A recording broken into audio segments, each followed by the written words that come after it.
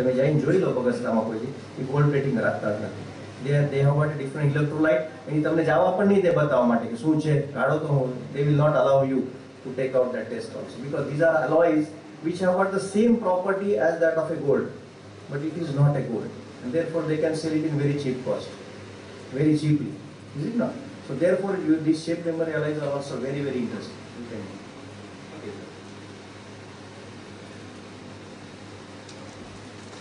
Sir, I want to ask that what is the meaning of Bose-Einstein condenser, the fifth state?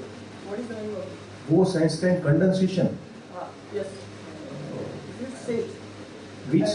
Fifth state. Fifth state. Yeah, I know. After plasma. So this is a cooling of the atoms actually. Bose-Einstein condensation is the cooling of the atoms because the state of the atoms. So if you go to the quantum states. And states of the atom totally changes. It is not a normal state of the atom. Bose-Einstein condensation is the state of the atom which is not solid, liquid, gas or plasma. It is a totally different state which is because of the cooling process. Because energetically cooling process and the pressure, temperature, these are such volumes so that the atoms go to the different state which is called as Bose-Einstein. There is a mathematical statement for that Bose-Einstein condensation also. But if you want to study the Bose-Einstein condensation, then you should have that setups. તમારા માટે એટલી બધી laboratory જોઈએ કે જ્યાં તમે atomic cooling કરી શકો છો. એટમને એ ટેમ્પરેચરમાં કુલ કરો કે જે ઓરિજિનલ એનું જો છે એનર્જી છે એટલી જ રહેશે. There will be no any thermal energy attached to that. There will be actually Bose-Einstein condensation is partly seen in superconductors. Partly, I am not completely spelling. Superconductors માં આવે છે ને entropy zero. Entropy is zero in superconductors. Disorder zero થઈ જાય ને superconductors માં. એટલે it is a partly Bose-Einstein state. It is not completely Bose-Einstein state.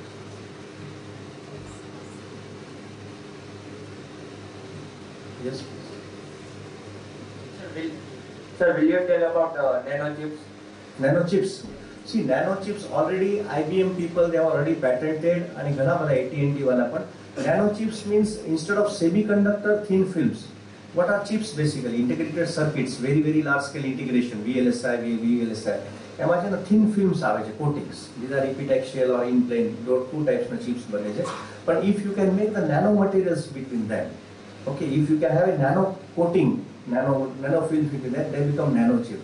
And what is seen that the speed, what is that? ઝડપ આપણે કહીએ ગુજરાતીમાં. Speed of the processing, it becomes very very large when you go to the nano. But one thing is that there are other, I have not gone into the disadvantage of nano. તમે જો chips ની વાત કરીએ એમાં advantages છે, બીજા disadvantages પણ છે. કે durability ઓછી છે. અત્યારે એવા nano chips આવી ગયા છે કે એને stability નથી. People are trying to make them stable, but there is a disadvantage with that. Nanomaterials ના ઘણા બધા nanomaterial unstable છે. યાદ રાખજો. હું સારી વસ્તુ બતાવ્યું નેનોની તમને બહુ સરસ બતાવ્યું પણ એક બીજો પાસો છે હું અત્યારે ટાઈમ નથી બતાવી નથી શકતો. નેનોના બીજા પાસા પર છે stability.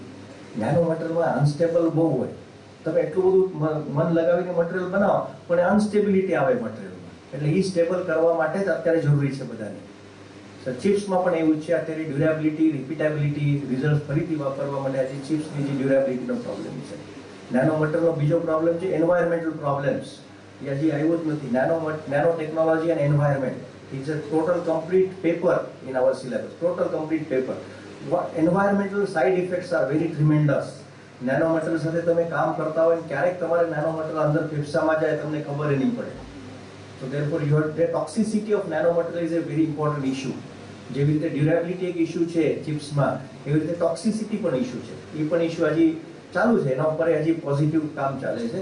So toxicity, durability, these are some of the issues for use of the nanomaterials in the chips or in different important applications.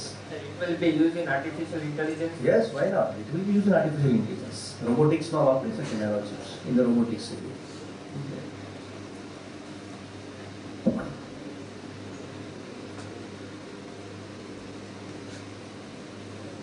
Yes, please. Sir, how can a flexible screen work? Oh, flexible screen. See, basically these are all the composite polymer-based films now. See, whatever you, because there will be flexible screen having with a charge material. There will be coating of the charges. અને જેવી રીતે તમે જે signal આપો છો, the charges will get total whatever the pattern you are getting on the TV system. અત્યારે એવું છે ને બધા, અત્યારે તમારા સ્ક્રીન છે, LCD સ્ક્રીન છે, LED સ્ક્રીન છે, એવી રીતે એના ઉપર પણ કોટિંગ કરેલી હોય મટીરિયલ્સનો. So depending upon the signal there will be different patterns which will form સિગ્નલનો જ પેટર્ન ત્યાં બનશે. તો ફ્લેક્સિબલ સ્ક્રીન જો અત્યારે આવે છે, કોમ્પ્યુટર ફ્લેક્સિબલ કોમ્પ્યુટર્સ આવે છે, ફ્લેક્સિબલ કેલેન્ડર ટાઈપ આવે છે કોમ્પ્યુટર. અત્યારે જાપાનમાં છે વેબસાઇટ ઘણી બધી છે, તમે જાઓ તો ઓલામાં જાઓ ગૂગલમાં કે એમાં તો કેટલીક વેબસાઇટ છે, you can take them everywhere. But these are all new type of materials. એ સિન્થેટિક મટીરિયલ, એમાં મેટલ નહીં આવે, there no metals, these are all polymer based composite materials. Composites પણ છે એમાં, ફ્લેક્સિબલ ઇલેક્ટ્રોનિક્સ, નવી ઇલેક્ટ્રોનિક્સ છે flexible electronics. But it is not a simple film, on that there are coatings, different coatings are there. They function as electrodes તરીકે વાપરે. Depending upon the signal, and signal level is very very less. અત્યારે એની જો signal લાગતું હશે લેવા માટે, એના કરતાં તો બહુ ઓછું સિગ્નલ લાગે, એટલે over consumption is very very less. You have to only open it and just put on some plugin, તમે ચાલુ કરો એને, so it will start, so then you can work it. અત્યારે જેવી રીતે તમે એનો કરો ટચ સ્ક્રીન છે ને, એવી રીતે એમાંય તમે ટચ સ્ક્રીન જ આવે છે. You can just work in that for calculations or writing also. These are flexible electronics. Sir, how Android system works? Android, that I am very sorry. Android, I am not. This is a platform basically. Android is a platform, like Windows is a platform, and these are different platforms are there. Linux is a platform. There is Android is also a platform. Operating system છે એની Android, પણ એનો બહુ details મને ખબર નથી. Android છે, Nexus માં અત્યારે Google based આવે છે, Nexus આવે છે, Nexus 5, that is Google based. એનો પ્લેટફોર્મ હાવ જુદું છે, એન્ડ્રોઈડનો પ્લેટફોર્મ જુદું છે. એટલે એટલું બધું મને ખબર નથી કે how this platform works and how the software is develop for that. It must be something. Yes. I think first girl is asking the question. That's good. Sir, આપણે જે સ્પેસ ટેકનોલોજી છે એમાં આપણે આ સેટેલાઇટ્સનો એનો ઉપયોગ કરી કેટલીક મિશ્ર ધાતુનો એનો ઉપયોગ કરવામાં બહુ આવે. સરસ. તો એના લીધે આપણે ગુરુત્વાકર્ષણ બળના ક્ષેત્રમાં આવે તો એ બધી સળગી ઉઠે કે ડેમેજ થવાની ઘટના બને.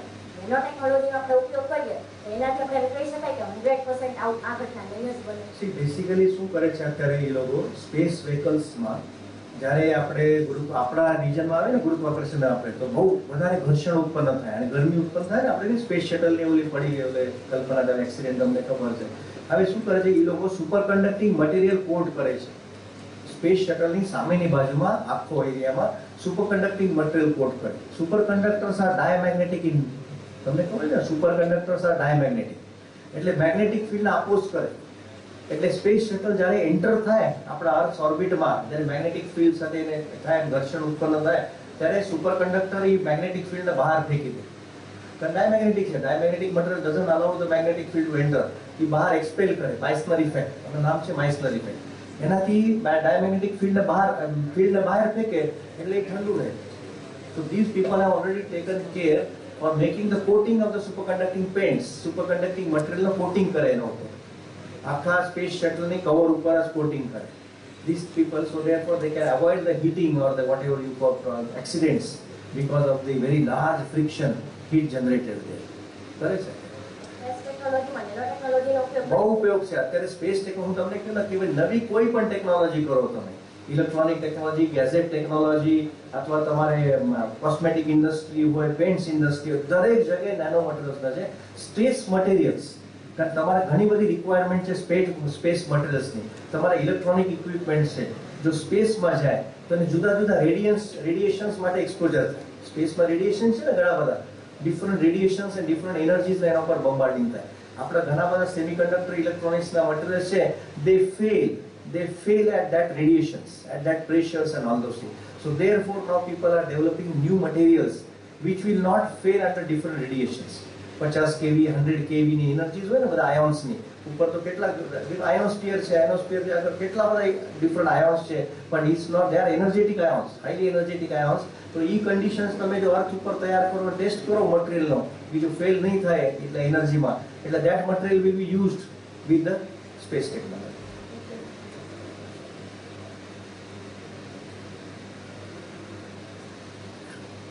So there's no question. Thank you. Thank you.